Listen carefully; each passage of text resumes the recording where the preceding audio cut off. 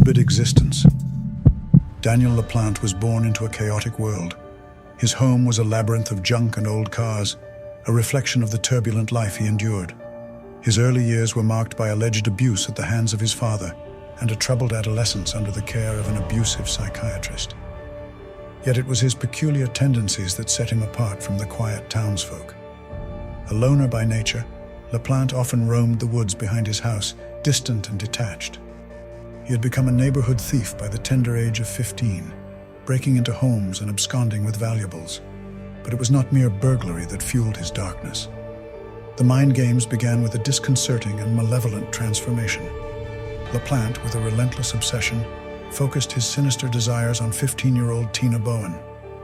After a date and a cloud of assault rumors, Tina severed ties. Unbeknownst to her, LaPlante's craving for power and control swirled beneath the surface. In the fall of 1986, he invaded the Bowen home, a place he soon turned into a chamber of psychological torment. Watching from the shadows, he enacted his terrifying tricks, having seen the sisters attempt to contact their recently deceased mother via a Ouija board.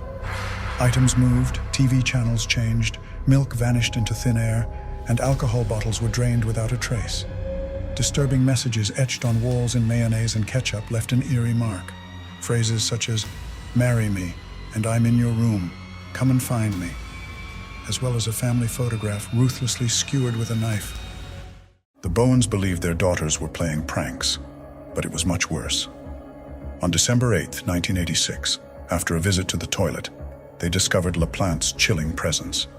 Face painted, adorned in a Native American-style jacket and ninja mask, and wielding a hatchet, he ushered them into a room before vanishing within the shadows. Tina, however, found a way to escape and sought the aid of the police.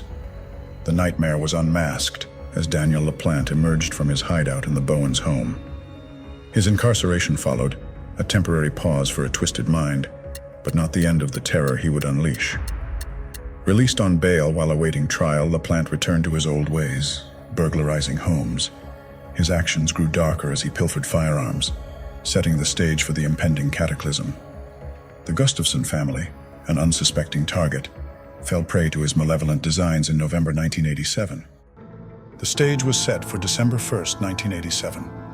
Armed with a .22 caliber firearm, LaPlante crossed the wooded boundary that separated his house from the Gustafsons. Daniel LaPlante did not expect Priscilla Gustafson and her children to return home. Nevertheless, the horrors unfolded. He confronted Priscilla with his weapon, leading her and her son to the bedroom. Gagged and bound to the bed, Priscilla faced a gruesome assault before LaPlante shot her twice in the head. William, her son, met a similarly horrific fate, drowning in a bathroom. Abigail, who had just returned home, was lured into another bathroom and drowned as well. LaPlante's ghastly actions sent shockwaves through the Gustafson home, while he calmly returned to his own dwelling, attending his niece's birthday party as if nothing had transpired. Upon Andrew Gustafson's return, he uncovered the unspeakable horrors that had befallen his family. It was a scene of unimaginable despair, with Priscilla and William lifeless and the fate of his daughter uncertain. As he called the authorities, he feared the worst, reluctant to confirm what he already knew. Forensic evidence later sealed LaPlante's fate. The shirt and gloves he wore to commit the murders were discovered in the woods, still damp. The scent of the shirt drew search dogs to the woods, mere feet from LaPlante's residence. He was questioned, but with insufficient evidence for immediate arrest, he escaped, sparking a massive manhunt. Another burglary spree followed, until LaPlante was found hiding in a dumpster and apprehended on December 3, 1987. In 1988, LaPlante faced trial for the Gustafson murders, met with a guilty verdict, and was sentenced to 3 life terms.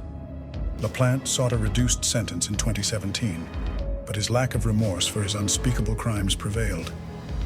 The judge upheld his 3 consecutive life sentences, ensuring he remains behind bars for 45 years, forever haunted by the darkness he unleashed upon Townsend.